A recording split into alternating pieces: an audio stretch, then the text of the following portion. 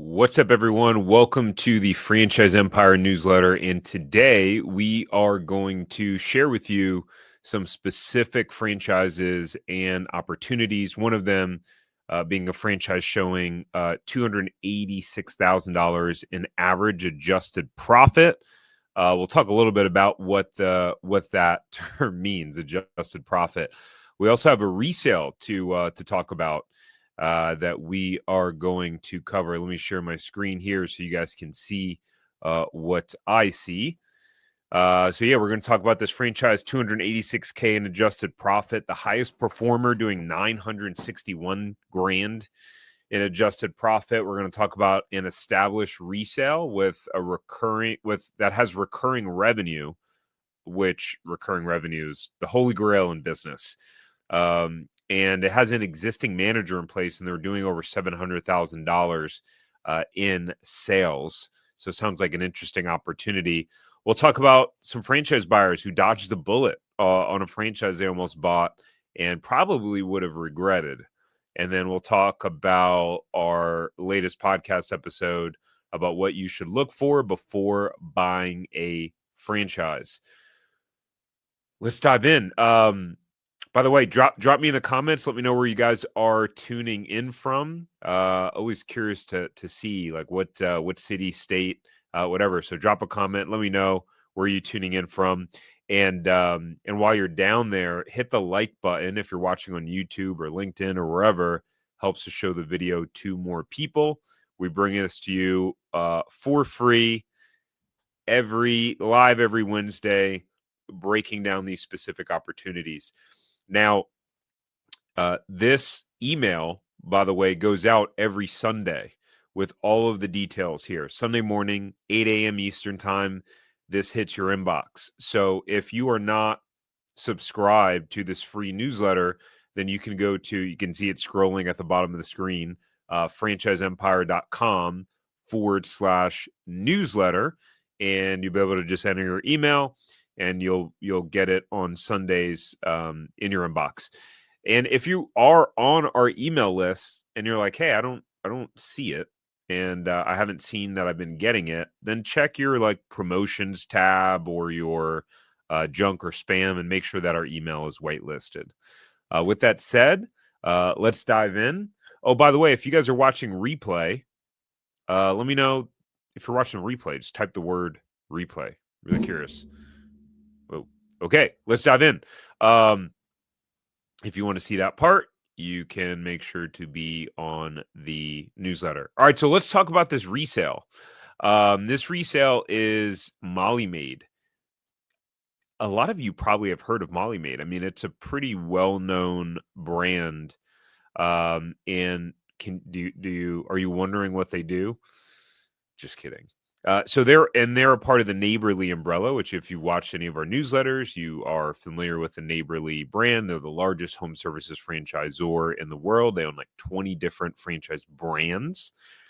But they didn't always start out that way. So in 1984, an entrepreneur, David McKinnon, brought Molly Maid from Canada to Michigan to give busy American homeowners a reliable, professional, affordable solution to messy, dirty houses.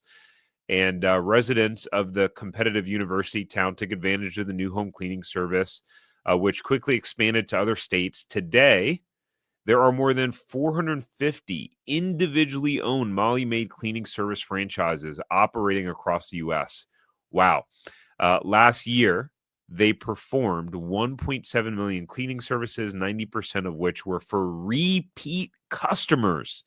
Guys, repeat customers. We'll talk about it in a minute, why that's so key and beneficial. But, this is a brand where you're unlikely to find the market or territory you want to start brand new because there are 450 territories already sold. They've been around for a long time. So when resales come around like this, it's rare, and people really should jump all over it. And this was just recently listed too. I believe. Yeah, there was a note about this one where it was just recently listed. So, hey, if you're interested in it, reach out right away so we can get you connected to the seller. Let me drop this here. If you have any interest and want an introduction to see the sales, see the numbers, see the P&L, all that good stuff, talk to the owner, go to franchiseempire.com/resales. Let us know that you're interested in the Molly Maid resale in Woodway, Texas. So if you're in Woodway, where is Woodway, by the way? I'm curious. I don't know. So I'm just looking at the map here. Woodway, Texas is it's by Waco. Yeah, it's outside of Waco, which is looks like a couple hours, maybe. How far from Dallas?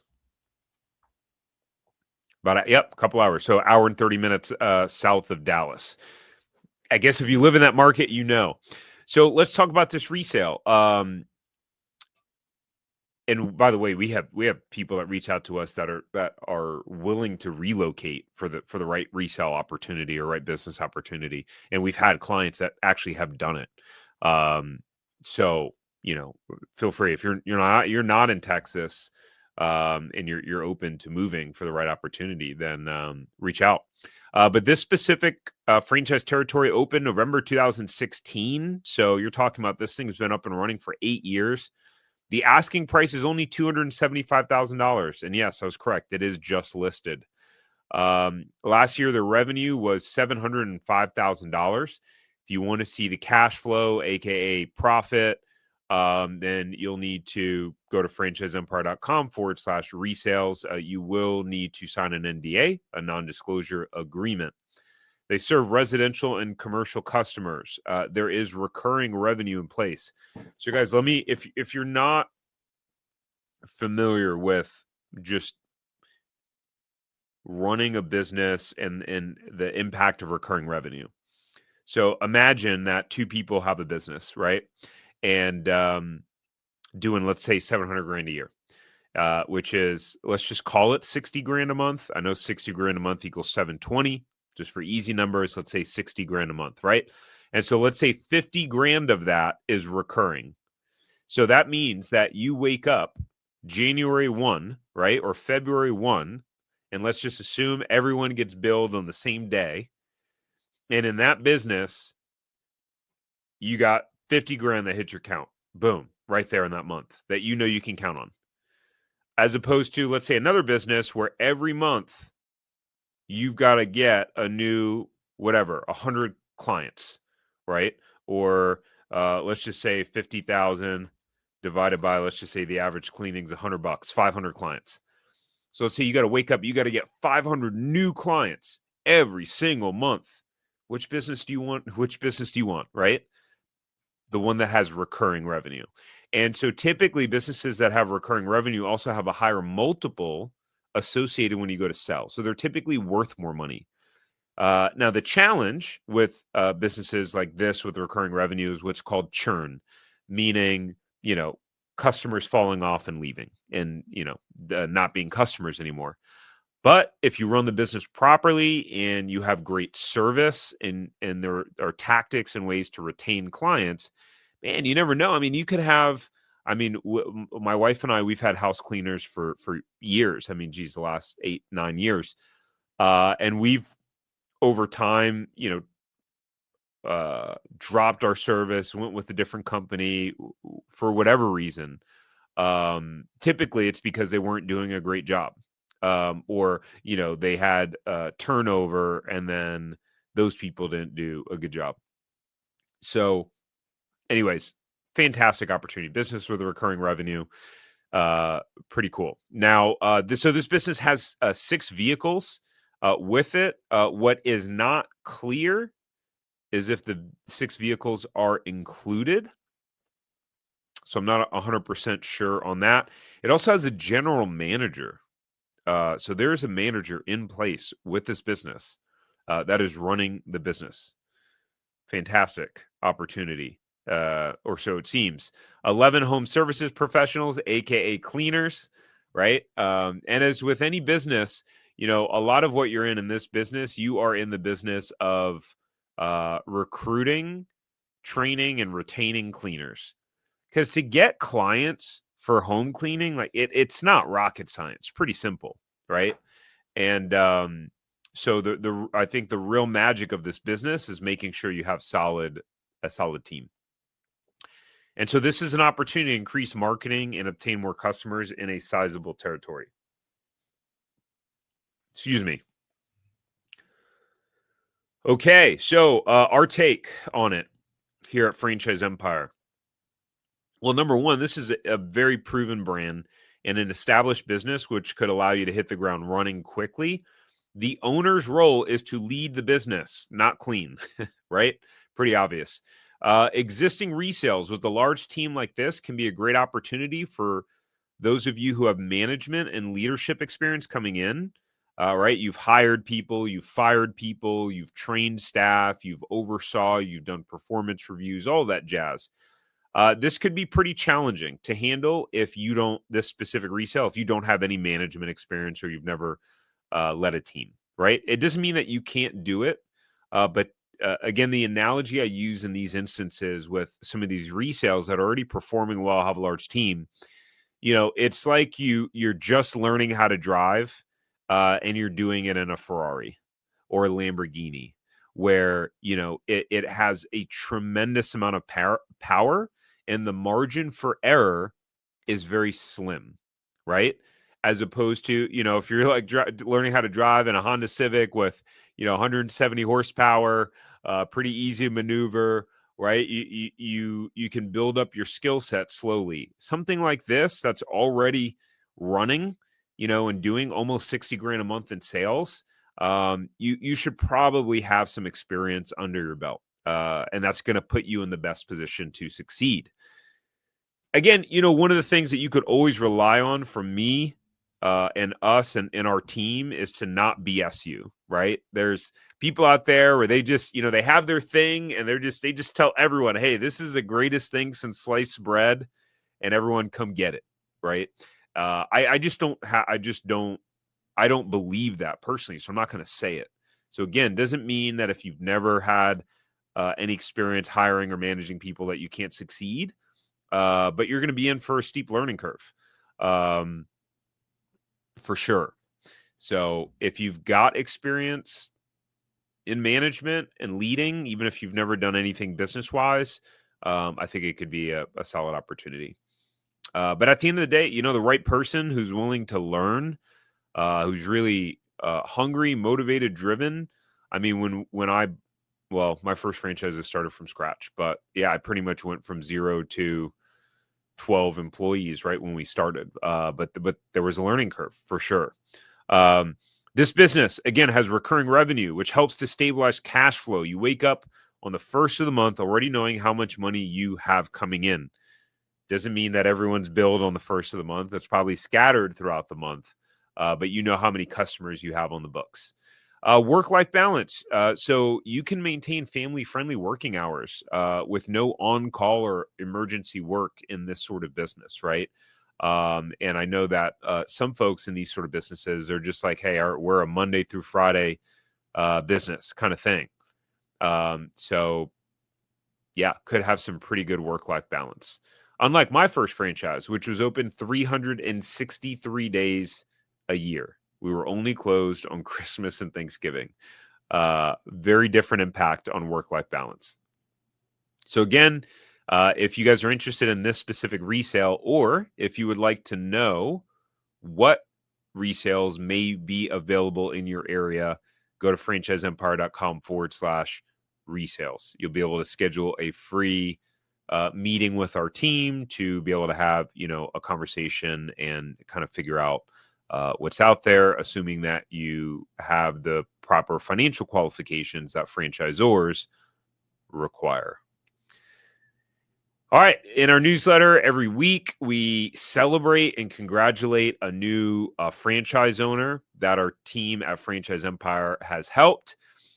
So congratulations to Gabe and Brittany, they had come to us after they had attended a Discovery Day for an Acai Bowl franchise.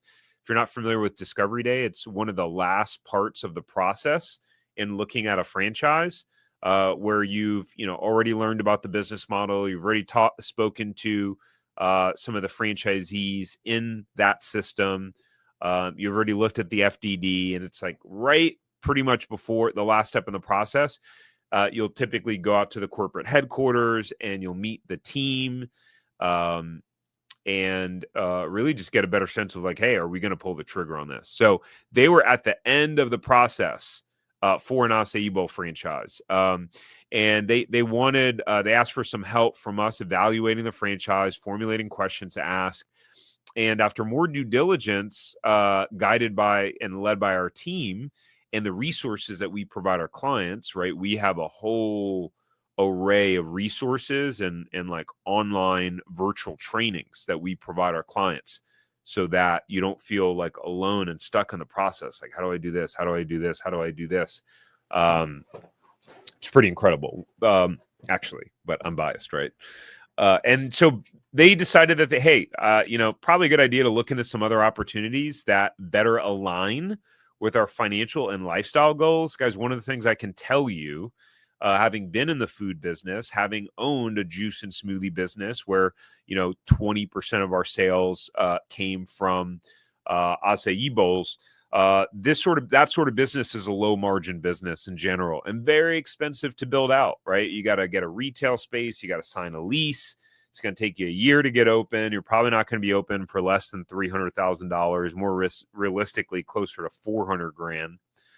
Right. And then generally speaking, food has low profit margins. So our team walked through the benefits of some service-based franchises that are also need-based, meaning that it's not a want. It's not a desire. It's like something that someone would need. And so a cleaning and restoration franchise ultimately impressed them with their business model and plan. And they felt confident enough, Gabe and Brittany did, after doing the due diligence that we coached and held their hand through, to then purchase 4 territories of that specific franchise. And so congratulations to you guys. Super excited to see how you guys do. And I know you're in a great system that has fantastic support, because I know that franchise concept very well. And let's keep going. So, by the way, if you guys are if you are in a similar position as Gabe and Brittany, and well, let me just share this. Some of the people that we work with, I'd say there's 3 tiers. Number one, people that are, let's call them colder, who have they're just like, I'm just kind of looking at franchising. I have no idea if it's something that I want to do. I just kind of got the idea. I don't know much about it, right? We help people like that. And typically what we do is we lead with our education tools that we have in some of our virtual trainings and stuff like that. And of course, you can ask us questions because you got to figure out, okay, do I even want to invest any time looking into this? But a lot of the people we work with are in a similar situation as Gabe and Brittany. They're further down the line. They've been looking at franchising. They're unsure. They want help evaluating, or they just want help finding the right one. And they want the shortcut. Right. And so we are the shortcut. So if that's you and you want to set up a free meeting just to have a conversation with our team, so we can just at least help point you in the right direction, you can go to franchiseempire.com/check territory. Also, real easy thing to do, by the way, is you could just go to franchiseempire.com. franchiseempire.com, boom, and you can just go boom, click here, schedule a free call. Easy enough. But let's dive in to the franchise of the week. Franchise of the week is a company called The Brothers That Just Do Gutters. I wonder what they do. Oh, it's gutters. My corny dad jokes. History. They started in 1999 by, guess what? Brothers. Started franchising in 2015. So these guys were in business for 16 years before they started franchising. They were acquired by EHC Holding Company, which is controlled by the Riverside Company, a company that has a portfolio of different companies and franchise brands. There's one corporate-owned territory, 110 franchise units. Franchise fees, basically, let's call it 50 grand. There's a 6% royalty, 2% marketing fee. The total investment range is pretty low, between 143 grand to $205,000. So pretty low overall. If you're not familiar, most people utilize like an SBA loan to finance, but you do need to have usually 10 to 20% to be able to put down for that loan. A lot of other people leverage like their 401k or IRA to do that in a special structure called a ROBS plan, where you're technically not taking the money out of your account, so it's not taxable. I'm not going to go into all that here. We've got a ton of videos and resources explaining all the different funding options and how that works. And that's actually a part of some of the online training curriculum that we provide our clients. Like just, again, we lead with education, right? Because typically the more educated you are on a topic, the more confident you feel in either proceeding or not, or just knowing which direction to go, right? I remember there was a phrase that I had learned early on in my career, and it was competence creates confidence. So the more competent you are in a specific area, generally, it will increase your confidence in that area, which is why we lead with education and increasing the competency of our clients. And at the end of the day, if you're not going to go the route of buying a franchise, don't you want to figure that out earlier on so you don't waste a bunch of time? We don't like, by the way, our business is not about convincing people to buy a franchise. Like, if you don't think franchising is for you, great, congratulations. Do something else. But for those of you who go, okay, hey, I think this is something that I seriously want to consider. Well, that's where you need to be educated and then be looking at the right opportunities. So this company, they provide gutter installation, maintenance, cleaning, and repair services and products to residential homes. And so this does have a recurring revenue model too, because some of the cleaning, maintenance, and repair, maintenance and cleaning specifically, I believe there's some recurring financial models in this concept. Gutters are a need, not a want. Gutters are not the newest fad or trend. They are a necessary product and service needed in almost all homes. If you do not have gutters or properly functioning gutters, the damage to your home can be catastrophic. Very true, and it can, cause, moisture around the foundation of your home and all that stuff. There's obviously water can be incredibly damaging to a property, to a home, etc. Funny enough, there was a house in our neighborhood the other day, and I was our son is friends with the kid in the neighborhood, whatever.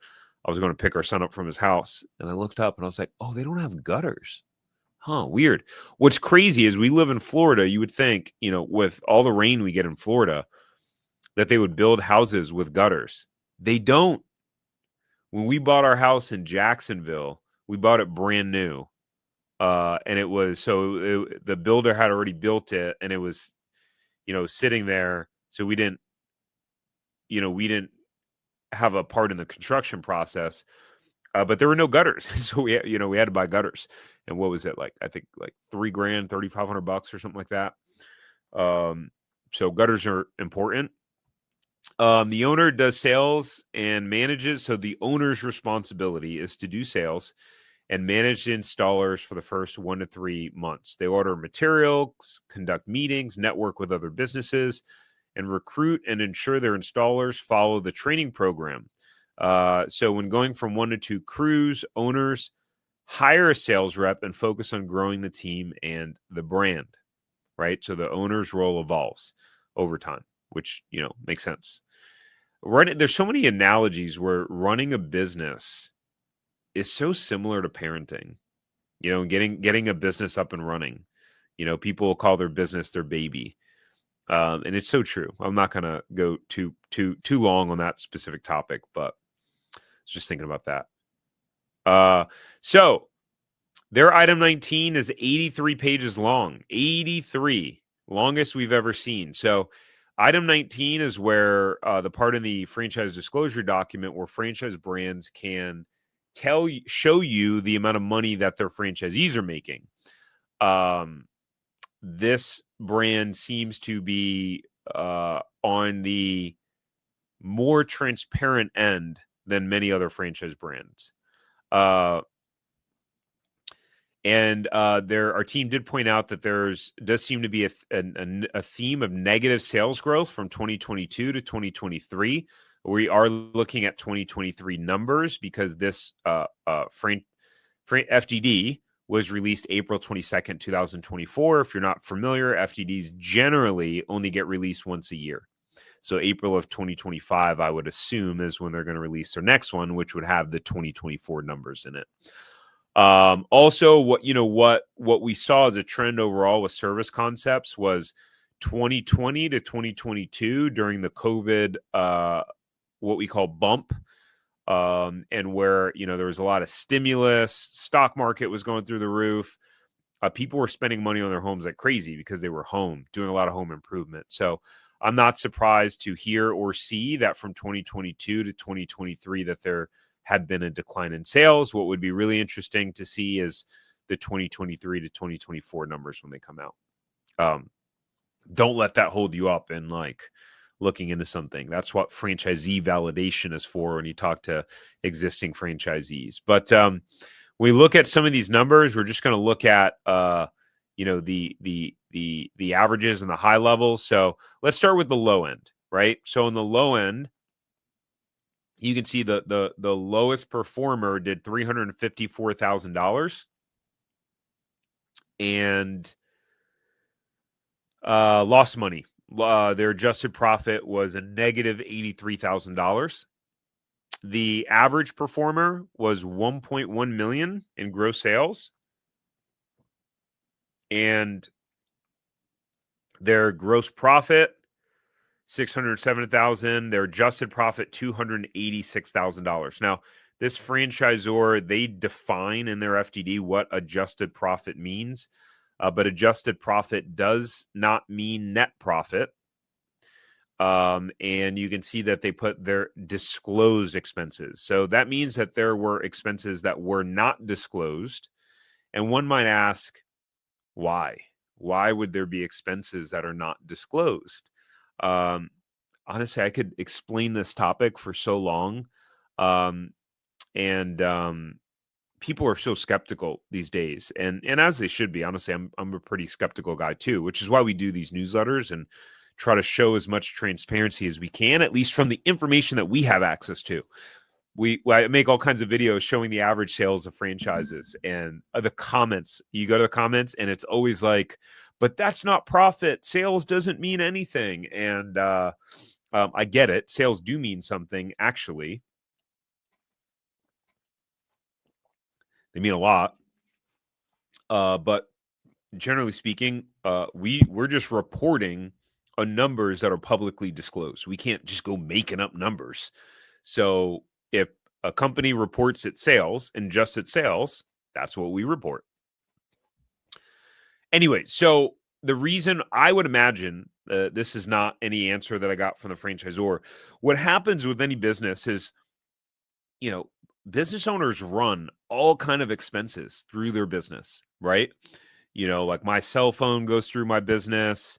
I'm about to go to a leadership conference that is more like personal development, but it's technically education, so I can write it off of my business. So I think the conference itself, how much did I pay for the conference? I'm trying to remember. Is a few $1,000, right? Let's just call it $3,000. And then, my flight out there, let's just say that the flight is somewhere between $500 and $1,000. I'm staying in a hotel. So let's just say all in the trip winds up costing me $5,000. That conference is not ordinary, and it's not required for my business. Like I can run my business without going to this conference, right? And it's not an industry specific conference, but I do it so I can level up. But I write that off in my business. I pay for it through my business. And so there are all sorts of things, right, that I pay for. Like I have an office, like a separate office that's not in my house, right? There's an office. And so like I buy groceries for the office. We have a fridge, we have a sink, we have all this stuff. I buy furniture for like all sorts of things that are on my profit and loss statement that, are not required for the business. So I would imagine, their business owners, they might put their vehicle through the business and all sorts of different things. Well, as a franchisor, you don't want to show, hey, you want to show the expenses that are actually necessary to run the business. Again, I don't know that that's the actual answer, but that is what the assumption that I'm making based off of that. Again, the beauty of looking into a franchise is you get to talk to current franchise owners in the buying process, so you can ask them and not have to speculate. The median gross sales just over $1 million, adjusted profit 244, and the highest performer did $3 million in sales, and 961 grand in adjusted profit. Fantastic. That's pretty cool. And then again, this FDD has every single unit and shows their sales, which is pretty cool. So you can see this is kind of what I was telling you about with the COVID bump, right? Which is in 2021, 1.47 million. 2022, this specific location, this outlet in Lynchburg, Virginia, did 1.42 million, and then in 2023, just over $1 million. So, they had they went from 1.4 to 1 million. Which is pretty significant. And you can see their adjusted profit did 500, 462, 271. So I would imagine if we saw their 2019 or 2020 numbers, they probably weren't as high. I've looked at a lot of sales for resales with service-based businesses. I've looked at a lot of FDDs, and with a lot of service businesses, this was the trend. So again, be interesting to see some 2024 numbers. But at the end of the day, hey, $1 million, 7-figure business doing 271 in adjusted profit, like that's still pretty darn solid. And they're showing a 27% margin for, again, adjusted profit. But keep in mind, like looking at the disclosed expenses, I mean, they're disclosing rent, right, of 40 grand a year. They're disclosing their marketing cost of 96 grand, office supplies, their service vehicles is 60 grand a year, the royalties, tech fee, brand development fee, contact center fee, right? So I would imagine there's probably some miscellaneous stuff that these owners are probably running through their business that, again, they're not reporting here in the FDD. What are the benefits? Recurring revenue. Most gutter systems require maintenance. If there is at least one tree nearby, clients will need at least one gutter cleaning per year. Most clients need 2 to 4 cleanings per year and are willing to sign up for recurring gutter cleanings. We already talked about recurring revenue, right? So, and the importance of that. Contractors and commercial opportunities, roofers, builders, and remodelers all need gutters installed with every project and provide endless streams of jobs. In addition, are property management companies, HOAs, condo associations, and more. There are enormous amounts of clients who make multiple gutter purchasing decisions per year. Simple simple model. It's home-based, right? Quick to open and can operate with just a few employees. The franchisor has a corporate marketing and call center. So there's a dedicated marketing team focused on getting you leads with a 3-phase marketing approach. And then the call center boast an 80 to 90% lead to conversion rate, which is pretty cool. Now you pay for it, right? So if we look up here, we can see that, hey, this person pays about, let's call it almost 2% of their revenue. It was 2.8% in 2022, 2.2%. So you're paying for it, but even at $22,000 a year, I mean, if you were to hire a full-time person to be on the phone all day, you're going to pay them more than 22 grand a year. You're probably going to pay 35 grand a year for that sort of position or role, which is pretty cool. And you don't have to train them. You don't have to oversee those employees. The franchisor is doing that. So when people say, "Hey, well, why don't I just start?" They'll say, "Well, instead of buying a franchise, I don't know. I'm thinking about maybe I'll just do it on my own." I mean, go for it. Stuff like this, right, is a massive benefit. When there's a call center that has trained employees to boast an 80 to 90% conversion rate, and then if you're not using a call center, you're using your own person. Well, let's say they're doing well, and you get them to a solid conversion rate on their own, and then they get a new job, and now you got to hire a new person who's covering and taking those calls in the meantime. With something like that centralized call center with the franchisor, they're handling all that stuff, which is pretty cool. So, if you guys want to know and want our team to check if this franchise is still available in your market, again, go to franchiseempire.com/check territory. Type in, there would be something in that form that says like, "Hey, the franchise I'm interested in." You can type in brothers that just do gutters. And if it's possible that you're just like, "Hey, I don't know. I'm open-minded, and I like to have a conversation to figure out what aligns with my goals." You can still go to franchiseempire.com/check territory, and you'll be able to set up a free meeting with our team to at least get the conversation started. Okay. All right. Last but not least, the most recent episode of the Franchise Empire Show, which is soon to be rebranded to the Zero to Profitable Franchise podcast, is what you should look for before buying a franchise.